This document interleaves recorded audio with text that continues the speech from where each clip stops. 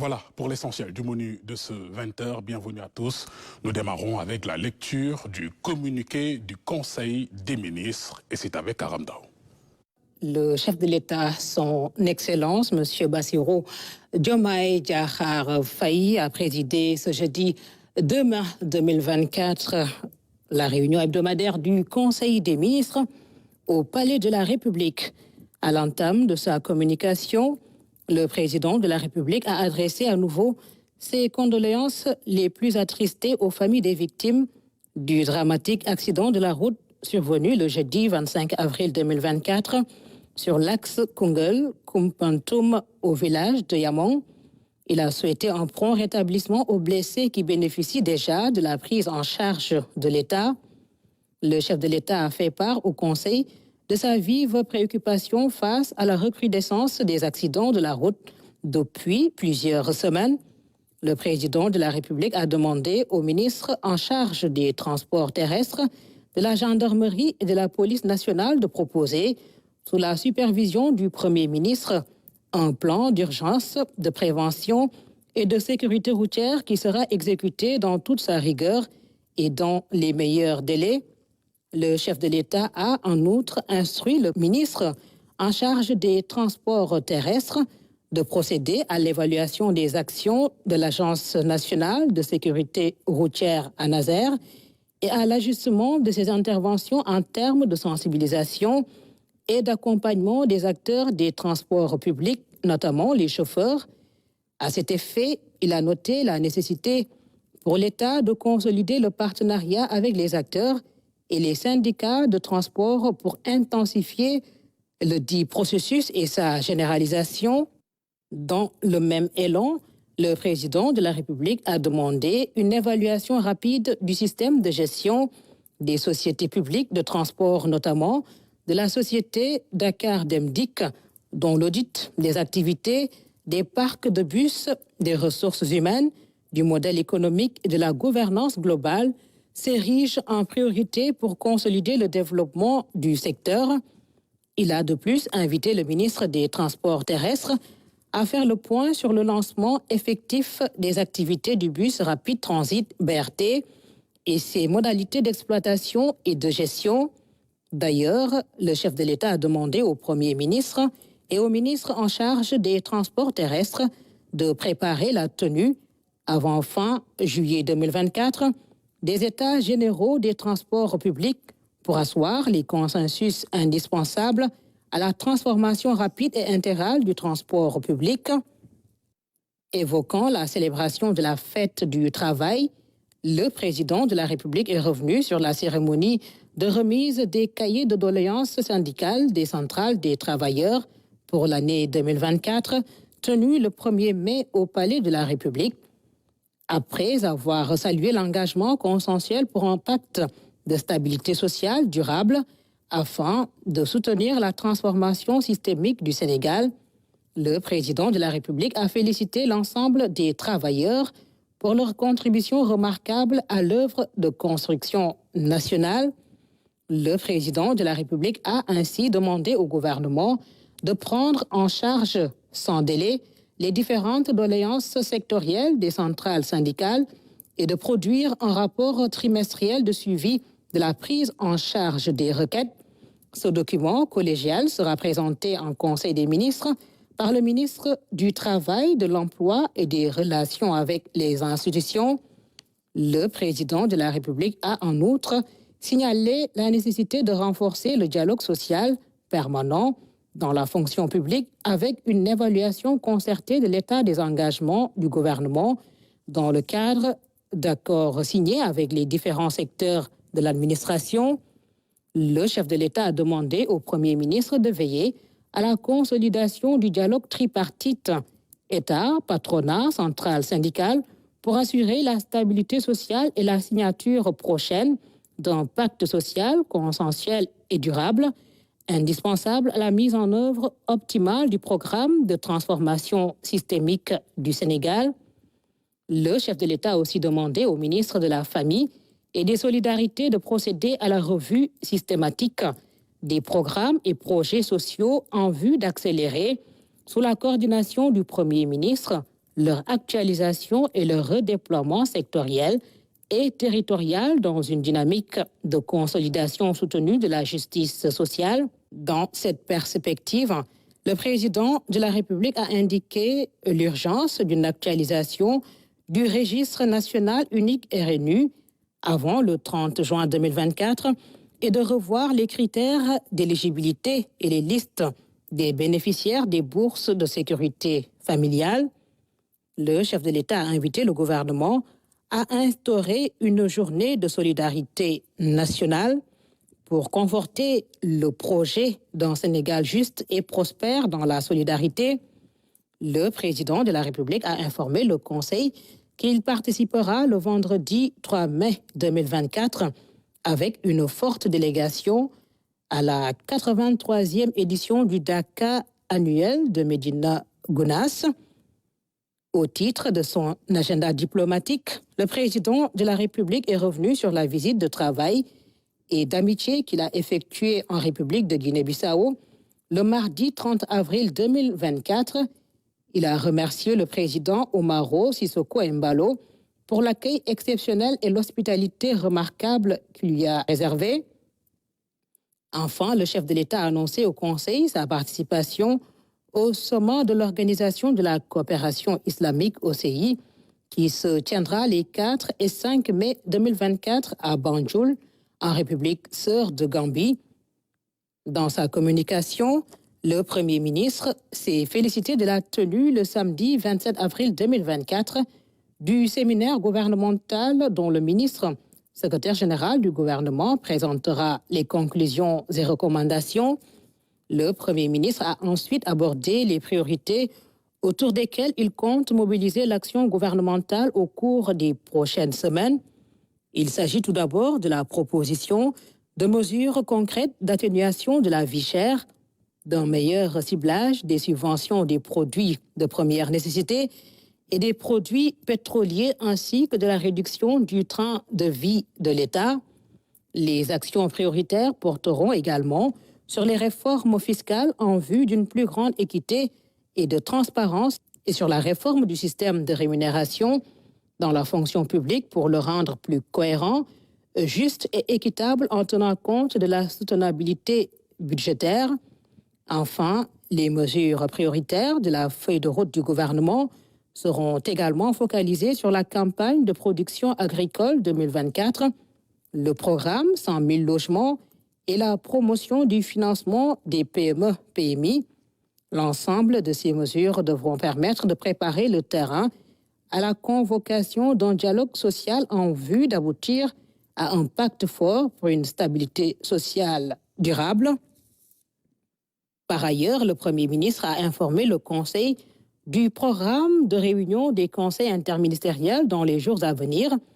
La première réunion se tiendra le vendredi 3 mai 2024 pour aborder les mesures que l'État compte mettre en œuvre pour la campagne de production agricole 2024, avec la résolution forte de mettre fin à toutes les dérives constatées depuis des années dans la distribution des intrants et du matériel agricole. Enfin, le Premier ministre a rendu compte au Conseil des audiences qu'il a accordées au président de la commission de l'UEMOA et du chef de la mission des services techniques du Fonds monétaire international, séjournant actuellement à Dakar. Il est ressorti des échanges avec la mission technique du FMI, une appréciation satisfaisante relativement au fort engagement des nouvelles autorités pour une meilleure gouvernance économique et sociale. La mission a également relevé la similitude du programme gouvernemental avec le programme signé avec le FMI. Au titre de la communication des ministres, le ministre des Infrastructures et des Transports terrestres et aériens a fait une communication sur les projets prioritaires dans les domaines routiers, ferroviaires et aériens, ainsi que sur la gestion autoroutière et la sécurité routière. Le ministre de l'Agriculture, de la Souveraineté alimentaire et de l'Élevage a fait une communication sur le suivi de la campagne de commercialisation arachidière 2023-2024, la préparation de la campagne agricole 2024-2025 et le suivi des exportations des produits horticoles, le ministre, secrétaire général du gouvernement, a fait une communication sur les conclusions et recommandations du séminaire gouvernemental. Communiqué du Conseil des ministres fait à Dakar le 2 mai 2024. Et au titre des mesures individuelles, le président de la République a pris les décisions suivantes. Monsieur Babacar Ning, ingénieur en finance et stratégie, précédemment directeur général adjoint du Fonds souverain d'investissement stratégique Fonds 6, est nommé directeur général du Fonds souverain d'investissement stratégique Fonds 6 en remplacement de M. Abdoulaye Diouf Sarr. M. Daïrou Thiam, ingénieur en informatique et télécommunications, est nommé directeur général de l'autorité de régulation des télécommunications et des postes ARTP en remplacement de M. Abdou Karim Sall. M. Hassan Beng, titulaire d'un Master 2 en administration des affaires, est nommé directeur général de la société Dakar Demdik en remplacement de M. Ousmane Silla. M. Nene Mbouch, maître de conférence titulaire à l'université Cheikh Anta Diop de Dakar, est nommé directeur du Centre des œuvres universitaires de Dakar Koud en remplacement de M. Maguette Sen. M. Ngagne Demba Touré, titulaire d'un Master 2 en droit et gouvernance des énergies et des mines, est nommé directeur général de la Société des mines du Sénégal, SOMISEN, en remplacement de M. Ousmane Sissé. Madame Aminata Sarr, docteur en lettres et sciences humaines, est nommée directeur général de la Société anonyme Télédiffusion du Sénégal, TDS SA, en remplacement de Madame Nafissatou Diouf.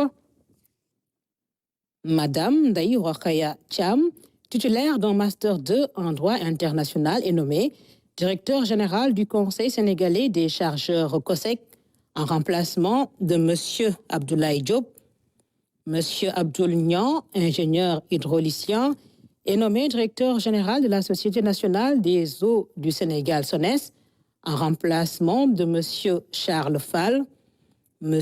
Mamadou Habib Diop, ingénieur en génie des procédés industriels, spécialiste en management d'entreprise, est nommé directeur général de la Société africaine de raffinage SAR, en remplacement de Mme Mariam Ndoye de Crène. M. Ibrahima Ba, ingénieur électromécanicien, est nommé directeur général de la Société nationale des chemins de fer du Sénégal, CFS, en remplacement de M. El Hadji Malik Ndoye. Voilà pour la lecture du communiqué du Conseil des ministres, conseil qui s'est réuni hier au Palais de la République sous la présidence du chef de l'État. Le chef de l'État, justement, qui a reçu hier dans la soirée l'envoyé spécial du président sud-coréen. La vice-ministre des Affaires étrangères porte l'invitation du président Bassirou Diomaye Faye au sommet Corée-Afrique. Le président du groupe de la BAD et le gouverneur de la BCEAO ont aussi été reçus par le chef de l'État. Leurs échanges ont surtout porté sur l'investissement et les réformes attendues dans le secteur de l'économie. La synthèse d'Aboubakri Kane. Au menu de l'audience que le président Bassirou Diomaye Faye a accordé au gouverneur de la BCEAO, la revue de la situation macroéconomique de la sous-région, marquée par la résilience et la solidité de la croissance. Dans l'ensemble, la situation de notre Union, elle est bonne. Malgré tous les chocs que nous avons connus et que nous continuons de connaître, la croissance économique reste solide dans notre zone, devrait être au-dessus de 5% en 2023 et atteindre pratiquement 7% en 2024. Nous avons réussi à stabiliser l'inflation dans l'Union. Aujourd'hui, après une inflation de plus de 7% en 2022, nous avons fini 2023 à 3%, 3,7%, et ça devrait baisser encore en 2024. Et au niveau de nos échanges extérieurs également, la situation s'améliore. Le secteur bancaire est solide. Jean-Claude Cassibrou a également évoqué avec le président de la République les réformes envisagées à court terme, mais aussi la situation financière du Sénégal. Au niveau donc de la croissance, de l'inflation, Le secteur bancaire, comme je l'ai dit, est résilient. On a des banques qui sont dans l'ensemble en bonne situation. Les crédits à l'économie sont soutenus.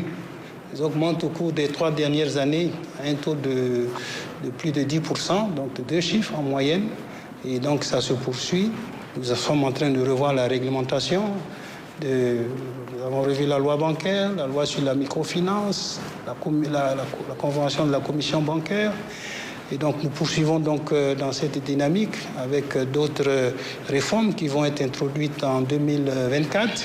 Nous sommes en train de développer tout le processus de digitalisation. Nous voulons accroître, intensifier la digitalisation dans notre espace monétaire, dans notre région, pour justement faciliter le paiement et par ce biais accroître l'inclusion financière. Autre audience, celle du président du groupe de la Banque africaine de développement. Les réformes ont aussi été au cœur des discussions. La Banque africaine de développement soutient fortement ce groupement. Je soutiens fortement parce que la stratégie qui a été définie, qui s'appelle le projet de président, c'est un projet qui vise à faire beaucoup de réformes. Je peux appeler ça comme un tsunami de réformes. Réforme au niveau fiscal, réforme au niveau monétaire, réforme des institutions de l'État, au niveau juridique, au niveau de la gestion des ressources publiques, parce que c'est quelqu'un qui vient, qui fait l'impôt et tout cela, donc il connaît très bien. Et aussi, il a beaucoup exprimé son intérêt de voir aussi la restructuration de l'économie pour voir une industrialisation locale, consommer les choses qui sont produites. Akinwumi Adesina de saluer l'intérêt que le président Bassirou Diomaye Faye accorde à l'investissement dans les domaines relatifs à la création de l'emploi, notamment des jeunes, la santé et l'agriculture. On va faire beaucoup d'investissements sur l'infrastructure pour l'agriculture, surtout sur l'irrigation. Nous avons parlé concernant du riz, du maïs, de blé, surtout, qui est vraiment très important pour lui. Et il lui avait assuré que l'engagement sera très fort de la Banque africaine de développement. Et deuxièmement, nous avons aussi parlé concernant la santé. Le chef de l'État est vraiment intéressé d'assurer l'autosuffisance au niveau de la santé et le produit pharmaceutique ici au Sénégal. Le chef de l'État aussi a parlé beaucoup concernant l'engagement des jeunes, la création de l'emploi des jeunes. Et je lui avais assuré que la Banque africaine de développement mettrait à la disposition de son gouvernement les instruments que nous appelons la banque d'investissement dans l'entrepreneuriat de jeunes. Pour cette année, la Banque africaine de développement mettra à la disposition du gouvernement 500 millions de dollars pour les projets dans différents volets. C'est pour les besoins de la première édition du sommet Corée-Afrique prévu les 4 et 5 juin prochains que Séoul a dépêché à Dakar sa vice-ministre des Affaires étrangères. La Corée et le Sénégal maintiennent la coopération bilatérale depuis longtemps et nous allons toujours continuer cette coopération à l'avenir. Aujourd'hui, j'ai rencontré Monsieur le Président. C'est pour discuter la coopération d'avenir. Et je suis venue ici pour inviter Monsieur le Président au sommet Corée-Afrique qui se tiendra en juin à Séoul, pour lui demander sa participation à ce sommet. Puis toujours, nous avons bien développé surtout la coopération économique. Nous avons discuté pour renforcer et approfondir notre coopération ensemble. Le président Bassirou Diomaye Faye est convié à cette rencontre qui devrait jeter les bases d'une coopération plus soutenue entre l'Afrique et la Corée du Sud. Le chef de l'État a effectué ce vendredi une visite de courtoisie à la famille de Thierno Mohamedou Seydouba de Médina Gounass, une démarche saluée par le calife Thierno Ahmadou Tidiane Ba. Sur place, le président Bassirou Diomaye Faye a sacrifié à la prière du vendredi avant de se rendre sur le site du Dakar, un événement religieux unique en son genre. Le compte rendu avec Aboubakri Kane. Arrivé à Tambacounda, à bord de l'avion Casa 295 de l'armée, le président de la République a été accueilli par les autorités locales. Le thermomètre affiché 41 degrés.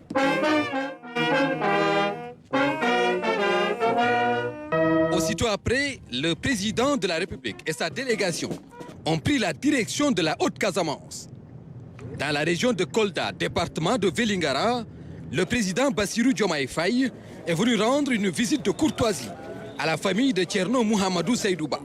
Saluant la démarche de foi du chef de l'État, le khalife général de Médina Gounass, Thierno Amadou Tidiane Ba, a exprimé tout le plaisir et la fierté de la cité religieuse de l'accueillir en cette période du Dakar, ou la retraite spirituelle. Une rencontre dont l'essence même est de permettre aux croyants de se concentrer, ne serait-ce qu'une fois pendant quelques jours, à la glorification du Tout-Puissant. Une mission qui consiste à rester au service exclusif de l'islam, à cultiver la paix et œuvrer à l'unité et à la concorde des populations.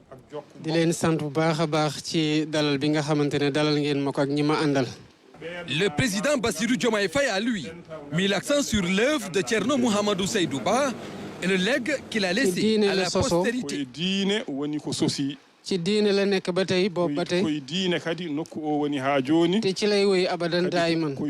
Le chef de l'État se félicite également du rôle important joué aujourd'hui par les continuateurs de cette mission.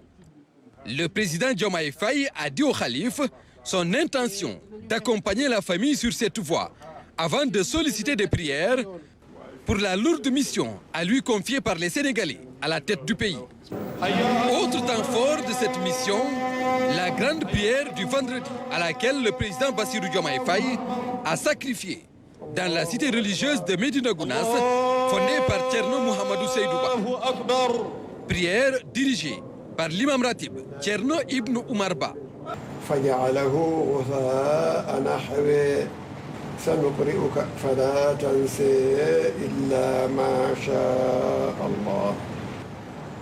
Assalamu alaikum. Assalamu alaikum. La yuhiduna bi shay'in min al-mayt. Cap ensuite sur le site du Dakar, à une dizaine de kilomètres de la cité.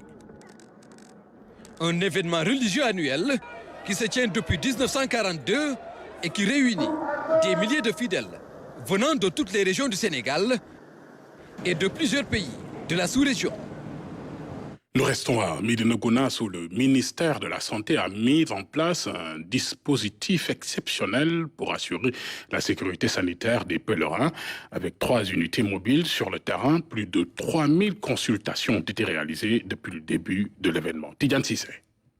À quelques jours de la fin de cette 83e édition du Dakar de Médina Gounass, les autorités sanitaires ont fait le bilan à mi-parcours de la couverture sanitaire de l'événement. Une manière de faire un récapitulatif des moyens mobilisés et des résultats obtenus. Nous avons consulté environ 3000 personnes. Donc, qui est d'habitude la moyenne au niveau des différents Dakar. Vraiment, le ministère a mis tous les moyens pour que cette couverture se passe dans de bonnes conditions. Asthénie, céphalée, fatigue, diarrhée, déshydratation, hypertension artérielle. Voilà en quelque sorte les pathologies diagnostiquées chez les patients. Et ça peut s'expliquer. Parce qu'il fait très chaud et l'alimentation aussi, les gens vivent dans des conditions, vous savez, Dakar, c'est comme le nom dit, donc c'est normal que ces conditions ne soient pas les meilleures. C'est pourquoi nous procédons chaque jour à des visites de supervision et le contrôle sanitaire. À côté du site du Dakar, il y a eu également la mise en place de postes de contrôle sanitaire au niveau des points d'entrée les plus stratégiques et la mobilisation d'une quinzaine de médecins et d'ambulances. En tout cas, nous avons renforcé le poste de contrôle de Kalifou.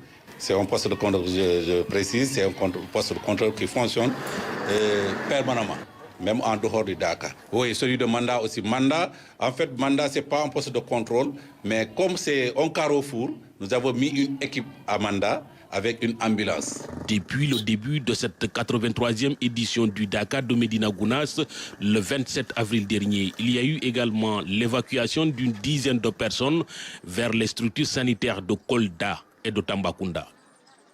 Et au cœur du Dakar de Médina Gounass, les tablettes coraniques s'érigent en véritable symbole de la ferveur spirituelle. Ces objets d'artisanat essentiels à l'apprentissage des Écritures saintes captivent par leur histoire et leur importance, plongés dans l'univers de ces pièces artisanales très prisées avec Abdoulaye Sinkari.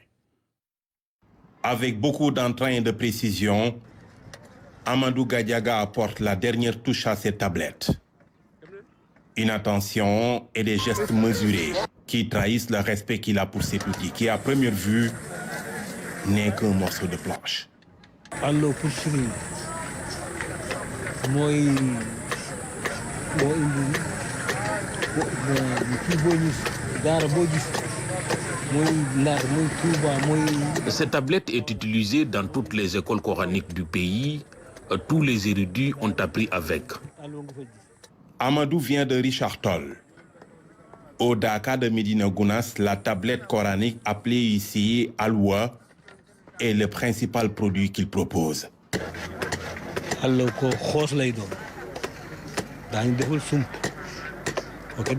La tablette est faite à base de bois de rosse. Plus elle dure, plus elle est lisse. Les artisans viennent de partout pour vendre cet outil symbolique à plus d'un titre.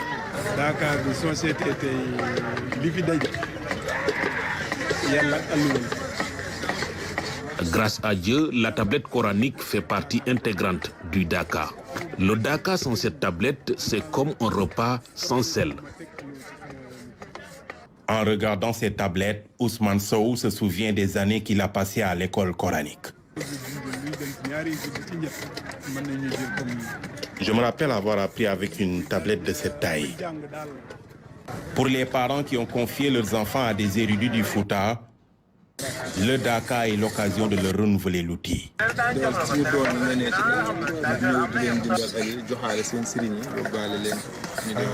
Nous achetons des tablettes à envoyer à nos enfants. Leurs maîtres coraniques sont venus pour le Dakar. Pour ce maître coranique, l'histoire de la tablette remonte de très loin.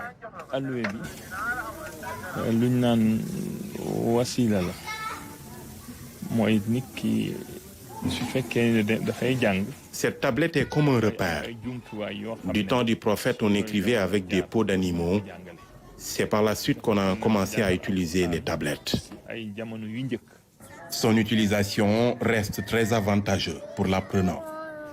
Parce que moom mooy gën a yomb nga xam ne bés bu nekk di nga am ay bind yu bees ay leçons yu bees alquran yi nga war a jël nga xam ne soo bindee soo ko mokkalee. C'est plus facile pour l'enfant. Et la tablette lui permet de se familiariser avec l'écriture. Pendant la période du Dakar, les tablettes coraniques sont déposées car les cours ont vaqué dans tous les daras de Médina Gounass. Et je rappelle que vous pouvez suivre une page spéciale sur le Dakar de Médina Gounass juste après cette édition. Et puis ce tweet du chef de l'État à l'occasion de la Journée internationale de la liberté de la presse célébrée ce 3 mai. Je cite, « La liberté de presse, véritable pierre angulaire des sociétés démocratiques, garantit que chaque citoyen reste informé, engagé et participe activement aux débats essentiels qui façonnent notre avenir commun. Je réaffirme mon engagement à soutenir une presse libre et diversifiée, pilier indispensable de notre démocratie », a dit le chef de l'État sur X, ex-Twitter. Autre titre, ce soir, cette révolution dans le secteur agricole qui s'annonce pour la campagne 2024-2025. Le Premier ministre Ousmane Sonko, lors d'un conseil interministériel, a dévoilé des changements majeurs. Digitalisation de la distribution des intrants, ajustement des subventions et un nouveau ciblage des bénéficiaires. Avec un budget colossal de 120 milliards de francs CFA, l'État se réinvente pour booster sa production agricole. Les détails avec Aramda. La campagne agricole s'ouvre sur un champ lexical d'une dynamique nouvelle. Rupture, transparence, efficacité, l'organisation et les procédures changent. Le Premier ministre en donne les raisons valables. Le Sénégal alloue, année après année, d'énormes ressources financières à la subvention des intrants agricoles. Sur les années 2020, 2021, 2022 et 2023, une enveloppe globale de 310 milliards a été allouée à l'agriculture sénégalaise.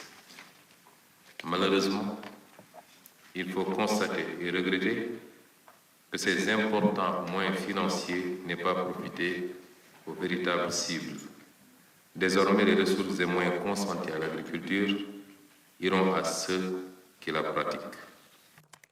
Le tout nouveau dispositif organisationnel intègre la digitalisation. Elle sera de mise pour la distribution des intrants, le tout sous la supervision des forces de défense et de sécurité. Mais avant tout, l'État solde ses dettes. J'engage, Monsieur le ministre des Finances et du Budget, à prendre les mesures nécessaires pour solder la dette de l'État vis-à-vis des opérateurs pour les campagnes 2021, 2022 et 2023, au plus tard au cours de la semaine du 6 au 10 mai 2024.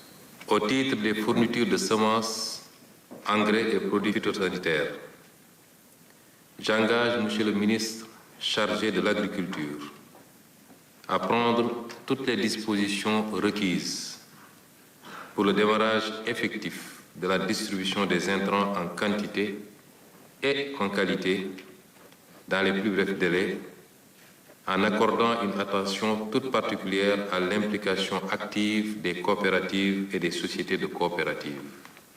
Le respect des principes de transparence et d'efficacité devrait là aussi guider les autorités. Le Premier ministre engage le ministre de l'Agriculture à assurer une traçabilité des subventions de l'État. En relation avec le ministre des Télécommunications et du Numérique, et dans le strict respect de la réglementation régissant la protection des données personnelles, à instaurer un identifiant appelé carte d'identité pour chaque producteur bénéficiaire de la subvention de l'État et pour chaque opérateur fournisseur d'intrants agricoles, par la mise en place d'une plateforme de gestion et de suivi en temps réel, assurant une traçabilité complète des subventions agricoles, de la définition des objectifs de campagne jusqu'aux mises à disposition des intrants aux producteurs, en passant par les notifications aux fournisseurs. Et pour financer le tout, l'État casque fort de 100 milliards la campagne précédente. Le budget s'élève pour cette année à 120 milliards de francs CFA. Au titre du matériel agricole, j'engage Monsieur le ministre chargé de l'Agriculture à commanditer un audit du programme Intermac et Sismar d'acquisition et de distribution de matériels agricoles, de magasins de stockage d'intrants agricoles et de chambres frigorifiques. C'est devant opérateurs, financiers, producteurs et acteurs du secteur agricole que ce conseil interministériel s'est tenu à Diamniadio. Tous se redonnent rendez-vous pour un conseil supérieur d'orientation agro-silvo-pastorale que le gouvernement est appelé à tenir. Et pour ces 23 mesures novatrices prévues pour la campagne agricole de cette année, nous accueillons sur notre plateau de ce 20h le ministre de l'Agriculture. Bonjour, monsieur Mabouba Diagne. Bonjour. Quelles sont d'abord les principales motivations derrière l'allocution de ce budget record, un budget record de 120 milliards de francs CFA, et comment ce budget sera-t-il réparti parmi les différents programmes et initiatives annoncées?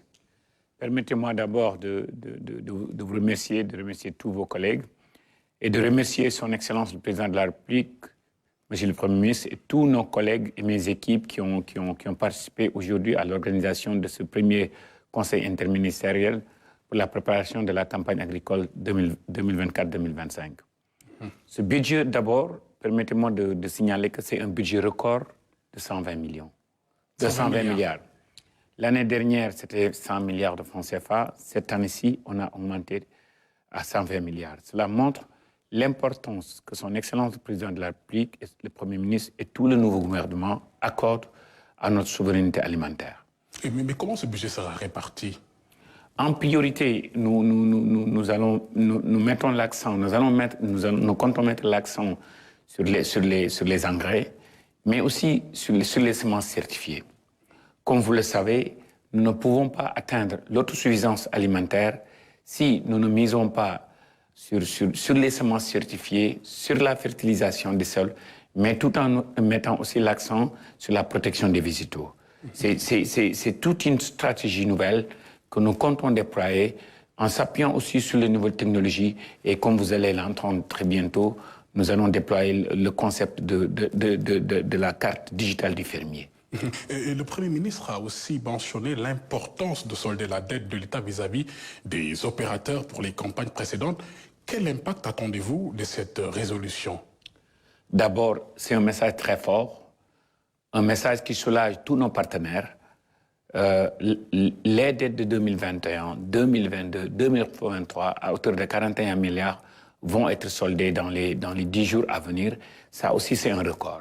Cela montre l'importance que son Excellence le Président de la République, que le Premier ministre et tout le nouveau gouvernement accordent à l'accompagnement du secteur agricole et de l'élevage. Il y a aussi l'audit de la dette de la campagne agricole 2023-2024, la campagne passée, et le plan d'épurement également proposé. Quelles mesures spécifiques envisagez-vous pour améliorer la transparence et l'efficacité dans la gestion des fonds? Pour répondre à cette question, permettez-moi d'abord de remercier mon collègue Général Diop, ministre des Forces armées, avec qui nous comptons travailler main dans la main. Nous savons que la gendarmerie nationale est dans toutes les 557 communes du Sénégal et nous comptons aussi travailler avec les inspecteurs du ministère du Commerce. C'est toute la batterie, toute la panoplie et tous les partenaires, y compris les collectivités locales, pour amener beaucoup de transparence et s'assurer que les engrais et les semences aient aux endroits. Et pourriez-vous également nous détailler, Monsieur le ministre, les mesures prises pour assurer une distribution efficace et transparente des intrants agricoles et comment les coopératives et sociétés de coopératives seront-elles impliquées dans ce processus très important? Vous savez, permettez-moi d'abord de dire que le Sénégal importe aujourd'hui plus de 1070 milliards de francs CFA pour se nourrir. Et raison pour laquelle mais 85% de la production produite aujourd'hui pour nourrir le Sénégal vient des communes rurales. Raison pour laquelle son Excellence le Président de la République, le Premier ministre, nous a instruit d'innover en créant le concept de coopérative agricole communale pour accompagner non seulement les paysans à produire ce que nous mangeons, mais à les organiser en termes de coopératives, en boostant la production de semences certifiées, en regardant la santé des sols, une fertilisation soutenue, mais tout ça accompagné par une digitalisation de notre agriculture et une agriculture basée sur l'innovation. La lutte également contre les oiseaux granivores, on en parle, c'est une nouvelle priorité pour le gouvernement. Quelles stratégies ont été mises en place pour protéger les zones de culture du riz, par exemple? Là aussi, nous comptons, au-delà du fait que nous comptons renforcer le budget de la direction de la protection des végétaux, nous comptons aussi travailler en étroite collaboration avec nos collègues, avec l'armée. Et aujourd'hui, nous comptons renforcer le concept d'armée-nation. Donc, les avions de l'armée vont être utilisés pour protéger aussi les végétaux. Il y a aussi l'enseignante question du matériel agricole. Comment les décisions concernant la distribution et la cession de ces matériels agricoles acquis récemment par l'État du Sénégal vont-elles affecter les petits et moyens agriculteurs, notamment dans la vallée du fleuve Sénégal? D'ailleurs, je viens juste de parler avec Mme Korka et le Premier ministre nous a instruit de travailler en étroite collaboration avec le gouverneur de Saint-Louis pour rapidement déployer le matériel agricole acquis par le gouvernement du Sénégal, qui est dans l'ordre de 85 milliards dans le programme Intermac. Nous comptons aussi travailler, le Premier ministre nous a instruit d'accélérer la collaboration avec Sismar pour le petit matériel agricole. Donc cette campagne, comme vous avez dû l'entendre, Anassim nous a donné déjà de bonnes nouvelles. Nous prions que le bon Dieu nous accompagne avec la pluviométrie, mais l'État a déjà pris tous les dispositifs et encore une fois de plus, merci à son Excellence le Président de la République, merci au Premier ministre de nous avoir doté tous les moyens dont nous avons besoin pour réussir une bonne campagne. L'avant-dernière question, Monsieur le ministre, porte sur les institutions financières. Elles sont au cœur même de cette stratégie. Quelles sont les attentes du gouvernement concernant justement le rôle de ces institutions financières dans le soutien de la campagne agricole et quelles mesures spécifiques sont prévues pour renforcer leur implication? D'abord, permettez-moi de remercier mon collègue ministre des Finances, Cheikh Diba, mon collègue ministre de l'Économie, qui n'ont ménagé aucun effort. Ils ont déjà, au-delà de la mobilisation des ressources pour solder la dette, ils ont même déjà anticipé la campagne qui vient. Ils ont déjà mobilisé avec Standard Chartered, avec une couverture méga, une somme relativement importante pour nous accompagner dans le rollout de notre stratégie agricole afin d'atteindre dans les années à venir une autosuffisance alimentaire, non seulement dans le secteur agricole, mais aussi dans le domaine de l'élevage. Une dernière question, Monsieur le ministre, sur la Tabaski. Nous sommes à quelques mois de cette fête. Récemment, le président de la République, Bassirou Diomaye Faye, avait pris certaines mesures dans le but de satisfaire la forte demande par un approvisionnement correct du marché en moutons. Comment ces mesures, notamment l'assouplissement du contrôle des camions et l'exonération des droits de taxes, vont-elles concrètement augmenter l'approvisionnement? D'abord, vous me permettez de remercier toute la communauté des éleveurs. Aujourd'hui, pour une autosuffisance en moutons, dans le circuit des marchés de Tabaski, on a besoin de 810 000 moutons. Mais présentement, seulement 250 000 auront besoin d'être importés de la Mauritanie ou du Mali. Et son excellence président de la République et le Premier ministre m'ont déjà instruit. Dans moins de 10 jours, je compte aller en Mauritanie, discuter avec mon cher frère, le ministre de l'Élevage, avec qui j'ai déjà parlé ce matin. On a déjà convenu d'une mission que je dois diriger avec mes équipes en Mauritanie et au Mali. Donc cette année, on sera loin de la cherté de moutons. Absolument. Puis, vous savez, c'est une question de l'offre et de la demande. Mais notre gouvernement a déjà mis au point toute une stratégie pour que le Sénégal soit autosuffisant en moutons. Merci beaucoup. Merci, Monsieur Mabouba Diagne. Merci d'avoir accepté notre invitation. Je rappelle que vous êtes le ministre de l'Agriculture et de l'Élevage. Direction la Gambie qui se part de ses plus beaux atouts à la veille du 15e sommet de l'Organisation de la coopération islamique, prévu initialement pour 2020. L'événement tant attendu va finalement se tenir avec des préparatifs méticuleux et la confirmation de la participation de tous les membres. Banjul se transforme en un véritable carrefour diplomatique. On voit tout cela avec Ibrahim Adon. Il cristallise tous les regards. Une belle vue pour un centre qui est fin prêt à accueillir ses hôtes. Voici le centre international de conférence d'Aouda Kairaba Jawara. C'est ici que toutes les activités vont se tenir durant le sommet. Et déjà, toutes les dispositions sont prises pour un événement qui était prévu en 2020. Nous sommes vraiment fin prêts pour une bonne organisation de ce sommet. Comme vous le savez tous, c'est un sommet qui devrait se tenir en 2020. Mais maintenant, toutes les dispositions sont prises pour que le sommet se passe dans d'excellentes conditions. Pour la réussite de cet événement justement, la Gambie a sonné la grande mobilisation dans tous les secteurs d'activité. À préciser aussi que tous les secteurs d'activité de la Gambie ont été mobilisés pour l'organisation de cet événement, que ce soit la sécurité, le transport, logistique, entre autres. Tout est mis en contribution pour une réussite de l'événement. Un événement bien apprécié par les Gambiens et autres participants. Le combat qui doit être porté par tout le monde, économiquement, politiquement et partout. Nous sommes là pour aider à organiser et instaurer les liens qui nous lient depuis le temps aussi. Et vraiment, du moment que notre président est le président de l'Union africaine, aussi a accumulé beaucoup d'efforts pour aider la Gambie. Les autorités magnifient une telle organisation qui aura sans doute un impact positif pour le pays. Nous sommes vraiment contents parce que ce sommet peut beaucoup apporter à la Gambie. C'est un sommet d'opportunité. Et c'est pour cela que nous faisons tout pour que le sommet soit vraiment réussi et dans tous les domaines. Donc, nous remercions tous ceux qui ont participé de près ou de loin à la réussite de cette organisation au bénéfice de la Gambie.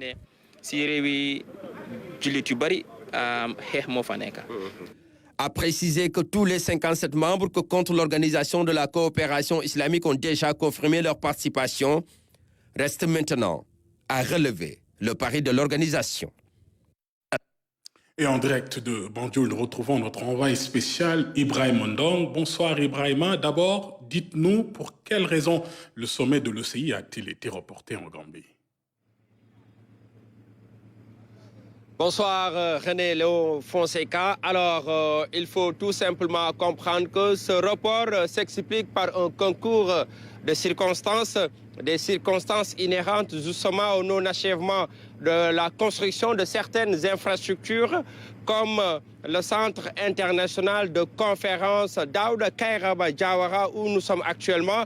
Rappelez que c'est le centre qui doit abriter toutes les activités de ce sommet. En plus de ce centre, René, il y a aussi la construction d'une route deux voies qui part du centre jusqu'à l'aéroport international de Banjul qui devrait être construit. À cela s'ajoute le salon VIP de l'aéroport international de Banjul, mais aussi et surtout l'hôtel qui devrait abriter en tout cas l'ensemble des délégations officielles de ce 15e sommet de l'Organisation de coopération islamique. Alors vous comprenez aisément que c'est ce qui a expliqué en tout cas le report à 3 fois de suite de ce 15e sommet que la Gambie devrait organiser depuis 2020. Mais il fallait quand même attendre que toutes les conditions soient réunies pour permettre une belle organisation de cet événement à dimension internationale. Mais qu'en est-il des différentes délégations? Ont-elles toutes répondu présentes?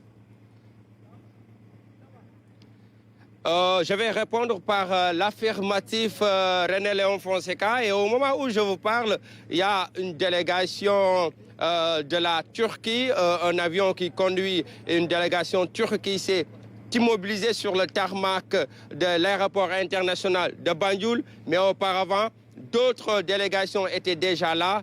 Précisez que tous les 57 pays membres ont déjà confirmé leur participation à ce 15e sommet de coopération islamique. Et comme vous le savez, la Gambie n'a pas lésiné sur les moyens pour pouvoir accueillir la Oumma islamique dans d'excellentes conditions. Mais auparavant, il faut rappeler qu'il y a un travail préparatoire qui a été fait. Des préalables ont été posés. Parmi ces préalables, on peut noter les rencontres qui ont été menées par le Conseil des ministres des Affaires étrangères, précédé de rencontres d'experts de la coopération islamique. Et c'est en fonction de ces conclusions-là que les chefs d'État et les chefs de gouvernement vont devoir piocher pour pouvoir en tout cas tirer des conclusions. Alors, il faut tout simplement préciser que Fonseca, aujourd'hui, la Oumma islamique va sans doute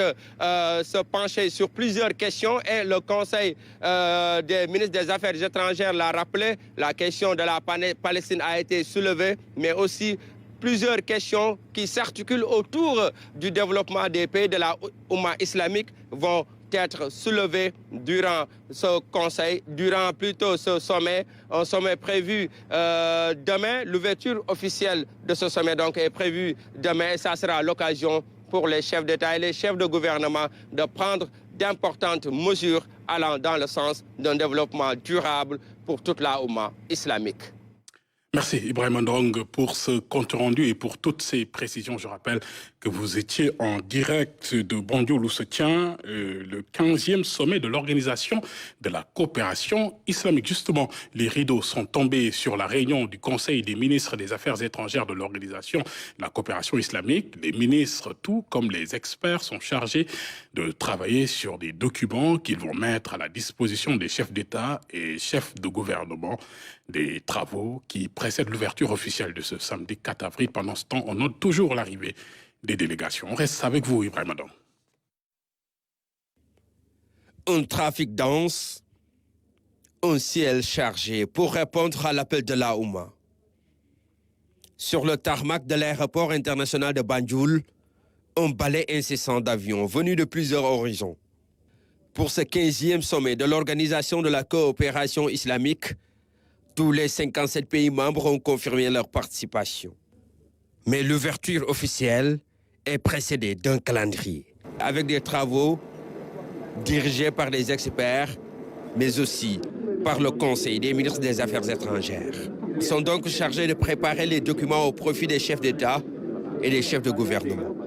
La réunion du Conseil des ministres des Affaires étrangères a été une occasion d'aborder plusieurs questions, comme la situation en Palestine. Notre présent sommet revêt une importance particulière compte tenu des graves développements qui connaissent la cause palestinienne à la lumière des crimes génocidaires et anti-humanitaires commis par les forces d'occupation contre le peuple palestinien désarmé à Gaza et dans les territoires palestiniens occupés, ce qui exige de notre part le renforcement de l'action commune et la solidarité islamique en appui à la cause palestinienne et aux droits légitimes du peuple palestinien, conformément à nos propositions exprimées lors de nos récentes réunions. Le Conseil des ministres a aussi réitéré sa volonté de réaliser tous les projets et programmes au profit de la Oumma islamique. Réitérer mes félicitations à toutes les institutions de l'OCI pour leur collaboration et leurs efforts en faveur de la concrétisation des divers programmes et projets au profit de nos États membres. En conclusion, je réaffirme mon engagement personnel ainsi que celui du secrétariat général à œuvrer à la réalisation des objectifs à nous assigner tels que stipulés dans les résolutions du sommet islamique et du Conseil des ministres des Affaires étrangères.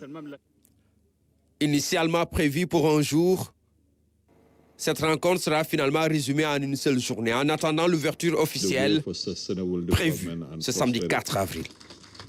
Et retour chez nous, cap sur le nord, à l'ombre du lac de Guiers, où les habitants de Thiago, un village de la commune de Mbane, font face à un paradoxe frustrant.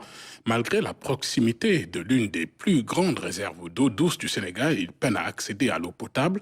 Avec un forage défaillant et des besoins qui s'intensifient, la communauté réclame désormais un accès amélioré aux services sociaux essentiels. C'est un reportage d'Abdouat. Le linge sale se lave en famille, mais à Thiago, la formule prend un autre sens. C'est dans ce cours d'eau que les femmes exécutent cette tâche ménagère. Le manque d'eau dans les foyers et les habitudes justifie le choix de ces braves dames. On n'a qu'un seul problème, c'est l'accès à l'eau. Tu m'as trouvé ici en train de faire le linge. Si on avait de l'eau à la maison, on ne serait pas là. Situé à 7 km de Richard Toll dans la commune d'Ambane, Thiago vit cette situation de pénurie depuis plusieurs années. Un paradoxe pour le village traversé par le lac de Guiers, source d'eau douce qui alimente Dakar et des millions de Sénégalais en eau potable à des centaines de kilomètres. À 1 kilomètre du lac se trouve ce château d'eau, construit en 2009. Il est connecté à 9 bornes fontaines réparties entre Thiago et 6 autres localités voisines. Mais problème. À l'époque, on n'avait pas de problème. Alors, des branchements domestiques sont réalisés. Au fur et à mesure, ces branchements se sont accentués, ce qui a conduit à une saturation. À la base, le forage n'était pas prévu pour des branchements domestiques. Autre équation, la vétusté des installations. Le forage n'arrive pas à satisfaire la demande. La facture d'électricité devient très salée. Avec une capacité de 6 mètres cubes heure, le château d'eau n'est plus en mesure de ravitailler correctement les 6 000 habitants. Désespérés, certains d'entre eux utilisent l'eau du lac. Nous voulons un plus grand forage. Les tuyaux sont de type 63. Ils sont trop petits.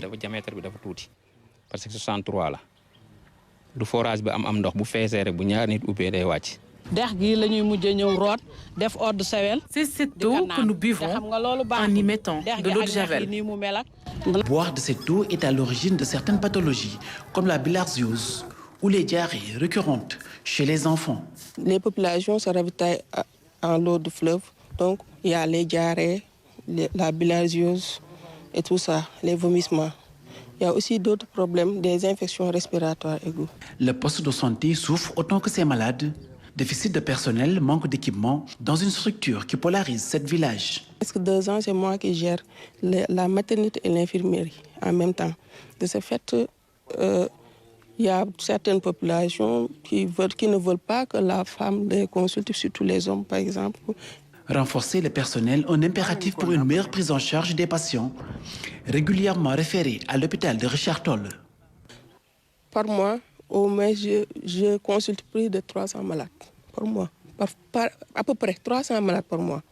C'est dur. Au moins qu'il y ait un infirmier, un assistant infirmier et au moins 2 sages-femmes. À l'approche de l'hivernage, le spectre des inondations refait surface. Chaque hivernage, on est obligé d'évacuer le poste après la pluie. L'autorité du village est engagée sur plusieurs fronts comme l'éducation. Le village est doté d'un collège depuis 2020, mais il attend toujours ses salles de classe. Le conseil rural nous a octroyé un site, mais on attend toujours les salles de classe. Les élèves suivent les cours dans ces abris provisoires, ouverts dans cette rizerie. Des conditions d'études précaires qui ont produit malgré tout d'excellents résultats au BFM. Malgré les résultats que nous avons eus, les résultats satisfaisants que nous avons eus l'année dernière, l'établissement n'a pas bénéficié encore de construction de salles de classe. La première promotion a un taux de réussite de 100%, une fierté pour le village. Avec un milieu naturel favorable à l'agriculture, la pêche et l'élevage, Thiago bénéficie de plusieurs atouts pour devenir prospère. Un meilleur accès aux services sociaux de base devrait aider ses habitants à sortir la tête de l'eau. L'école de l'armée de l'air célèbre ses 40 ans d'existence dans une ambiance solennelle et festive. Officiers, sous-officiers, élèves et personnels civils se sont rassemblés pour honorer cette institution prestigieuse à travers diverses activités visant à valoriser le rôle et les missions de l'armée de l'air. Ndeye Koumba Ndiaye.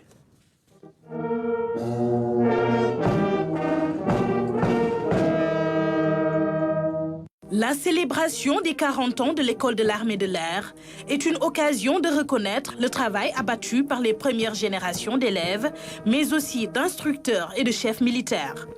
De quelques stagiaires à ses débuts, l'école compte actuellement environ 200 élèves officiers, sous-officiers, civils sénégalais et étrangers. L'école est aujourd'hui dans une phase active de transformation depuis qu'elle a enclenché une montée en puissance. Aujourd'hui, l'école de l'armée de l'air compte environ 200 élèves en internat, officiers, sous-officiers et civils, sénégalais et étrangers, répartis dans plusieurs spécialités telles que la maintenance aéronautique, le pilotage et le contrôle aérien. Ces élèves sont répartis dans plusieurs spécialités telles que le pilotage, la maintenance, entre autres. Afin de mieux réussir leur formation, ils ont besoin aussi des conseils des pionniers. Aux pilotes, les conseils que l'on peut donner sont d'abord, pendant la formation, ne traînez pas de lacunes, c'est-à-dire ne restez pas dans le doute. Essayez de comprendre. Ensuite, en unité, évitez d'être trop confiant, car l'aéronef est une machine qui peut lâcher à tout moment. N'oubliez pas non plus que chaque vol doit être pris comme une leçon. Soit on apprend de ses erreurs, soit on apprend d'un autre membre d'équipage. Aujourd'hui, l'école de l'armée de l'air fait le cap vers l'avenir, avec une mission principale, la formation des cadres. Pour cela, il faut rester à l'avant-garde de l'innovation et des nouvelles technologies. En effet, dans un monde en constante évolution, l'école de l'armée de l'air doit rester à l'avant-garde de l'innovation pédagogique, mais aussi technologique. Les métiers de l'aéronautique militaire étant particulièrement exigeants, il est impératif de continuer à investir dans nos infrastructures, nos programmes et nos ressources humaines, afin de garantir aux aviateurs une formation de qualité répondant aux exigences du XXIe siècle. L'occasion a été ainsi saisie pour inaugurer l'allée colonel Raoul d'Acosta devant sa famille et les anciens. Pour rappel, les élèves intègrent l'armée de l'air chaque année à la suite d'un concours. Le niveau bac pour les sous-officiers et la licence pour les officiers. En sport, la Basket African League bat son plein à Dakar Arena du 4 au 12 mai. L'AS Douanes, porte-étendard du Sénégal, entre dans l'arène pour sa 3e participation avec l'ambition de surpasser leur performance de finaliste de la saison dernière. Préparation intensive à l'Institut Diambar de Mbour et un effectif renforcé promettent une compétition palpitante, nous dit Fatmata Savoné. De la concentration, de la constance dans l'engagement et beaucoup de sérénité, voilà le triptyque sur lequel le coach Pabi Gueye compte aborder la compétition. Je me suis dit la BL est une compétition africaine, la NBA une ligue américaine. Pourquoi ne pas valoriser aussi nos fils africains pour qu'ils puissent bien représenter leur pays, leur continent, ne pas sortir de leur continent et pouvoir vivre de leur art. Pour une 3e participation à la compétition, les coéquipiers de Jean-Jacques Boissy se préparent depuis une dizaine de jours du côté de l'Institut Diambar, dans la grande salle de la NBA Academy. Je pense qu'on est prêt et on n'a toujours pas assez, on se donne toujours à fond pour être meilleur. On s'entraîne dur avant qu'on parte en regroupement à la balle, deux fois par jour avec le coach. Donc je pense qu'on est assez prêt. Il reste un peu la synchronisation avec les nouveaux joueurs, mais ça passe crème pour le moment. Alors aujourd'hui, vous et vos coéquipiers, quel est votre objectif pour cette compétition? Je pense que l'objectif, c'est d'abord se concentrer sur chaque match, parce que chaque match sera important. Et l'année passée, on est allé jusqu'en finale. Je pense que l'objectif cette année, c'est de gagner la finale, Inch'Allah. Les Gablous, avec de nouveaux éléments dans leur effectif, comme Abdoulaye Aruna du Niger, l'Ivoirien Mike Fofana ou encore le Nigérian Obekpa. Des retours sont également notés avec Samba Dalifal, Jean-Jacques Boissy, un groupe de 13 professionnels qui ont l'ambition de faire mieux que la saison dernière. L'effectif, je pense, est beaucoup plus homogène que celle de l'année dernière. C'est le constat que j'ai fait. Maintenant, j'en saurai davantage à la fin de la conférence du Sahara. Mais je sais que les 13 joueurs, seuls 2 joueurs n'ont jamais participé à la BL. Il s'agit d'Akek le Soudanais et Abdul Aziz, le plus jeune joueur de cet effectif. Donc tout le reste ont au minimum fait 2 BL. Donc il y a un mélange de jeunesse et d'expérience à cette compétition. Des joueurs engagés, compétitifs avec de l'expérience, les douaniers sont conscients du défi à relever dans la Basket Africa League pour cette saison. L'année dernière, on avait très mal commencé ici à Dakar. N'empêche qu'on a été jusqu'en finale. Donc on va essayer de prendre match après match. Essayer de bien représenter d'abord le Sénégal ici, rendre le public sénégalais heureux. Ce qui me revient à l'esprit, c'est notre dernier match ici à Dakar, l'année dernière contre Monastir, où nous avons vu un public vraiment heureux, des Sénégalais vraiment fiers de leurs équipes, qui s'enlaçaient, qui se félicitaient, d'autres qui pleuraient même de joie. Donc c'est cette image que je voudrais vraiment préserver pour pouvoir les rendre encore beaucoup plus fiers, plus heureux en se qualifiant à Kigali. Et à partir de Kigali, là, c'est un autre championnat, tout peut arriver. Les hommes de Mamadou Gueye Pabi vont entrer en liste ce samedi. Ils auront à en découdre avec l'armée patriotique rwandaise basketball, l'US Monastir de Tunisie et les River Hoopers du Nigeria. La compétition démarre ce samedi 4 mai et ce jusqu'au 12 mai prochain.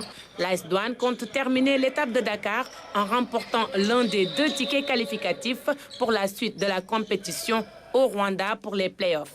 Ce sera du 24 mai au 1er juin à Kigali.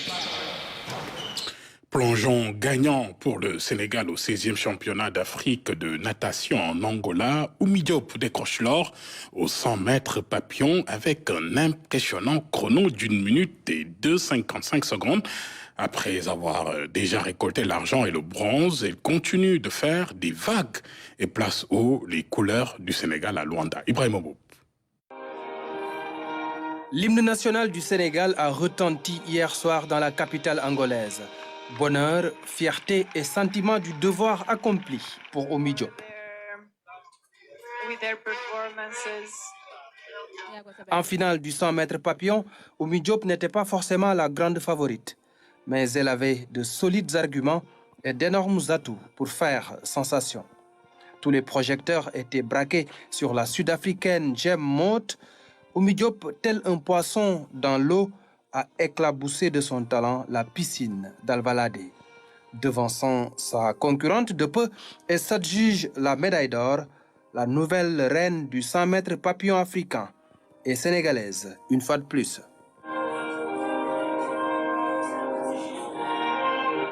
Oumy Diop a fait carton plein à Luanda. L'or au 100 mètres papillon, l'argent aux 50 mètres papillon et 2 bronzes aux 100 mètres nage libre et aux 50 mètres d'eau avec à la clé le record du Sénégal. Elle est championne d'Afrique pour la 2e fois. En 2021 à Accra, elle s'était parée d'or aux 100 mètres papillon. À seulement 20 ans, l'étudiante à l'université de Grenoble est le porte-drapeau de la natation sénégalaise. Et à présent, la première réaction de la championne d'Afrique, Oumy Diop, elle dit être contente après sa médaille d'or et demande plus de soutien de la part des autorités. Elle est au micro d'Ibrahim Mboup. C'est une énorme de fierté qui m'anime, un sentiment d'accomplissement, parce que j'avais eu ce titre il y a 3 ans, donc je suis très contente de revenir encore avec ce titre à Saint-Denis. Racontez-nous un peu la finale avec les sensations que vous aviez eues avant, pendant et après. Avant, j'étais très très stressée parce que c'est une finale, sachant que ce soir-là, j'avais 2 finales. Mais ça s'est bien passé. Avant de partir faire la cérémonie protocolaire, j'ai appelé maman, etc. J'ai très très émue pendant l'hymne parce que c'est toujours possible de faire ressentir l'hymne du Sénégal. Voilà, c'est comme ça. Est-ce que c'était difficile pour vous d'aller chercher cette médaille d'or? J'ai essayé de partir avec beaucoup de confiance. J'ai un peu craqué vers la fin, mais on revient avec les chiffres. Donc, attendez-le. Dans ces championnats d'Afrique, vous avez le bronze, l'argent et l'or. Est-ce que vous vous attendiez à une moisson de ce calibre? Je ne m'attendais pas à revenir avec autant de médailles. Je suis 4 pour l'instant et j'ai 4 médailles. Donc, je suis très, très contente du résultat. Aujourd'hui, quel est le message que vous lancez au peuple sénégalais, aux autorités? On imagine que ça n'a pas été facile en termes de préparation pour ces championnats d'Afrique. Ça n'a pas du tout été facile. On fait comme on peut. C'est surtout un appel aux autorités, au gouvernement et aux nouveaux ministères qui viennent se former pour qu'ils supportent beaucoup plus la natation. Parce que la natation, ce n'est pas un sport qui est très, très représenté dans le gouvernement. Sachant que les Olympiques ne sont pas très longtemps. Et en plus bref athlétisme, les relayeurs sénégalais sont aux Bahamas pour la qualification aux Jeux Olympiques de Paris 2024. Ils vont s'aligner dans l'épreuve du 4x400. Des athlètes venant d'une quarantaine de pays sont en lice samedi et dimanche pour valider leur ticket aux Jeux Olympiques Paris 2024. Et je rappelle que vous pourrez suivre l'émission Seytou avec Abdoulaye Barry à la fin de la page spéciale sur le Dakar de Médina Gounass, émission qui sera consacrée ce soir à la pêche avec cette question cruciale: comment préserver les ressources et instaurer une pêche durable. Ainsi va l'actualité de ce vendredi soir. Mesdames et messieurs, merci de nous avoir suivis, merci de votre attention et de votre fidélité. Je vous souhaite une excellente soirée.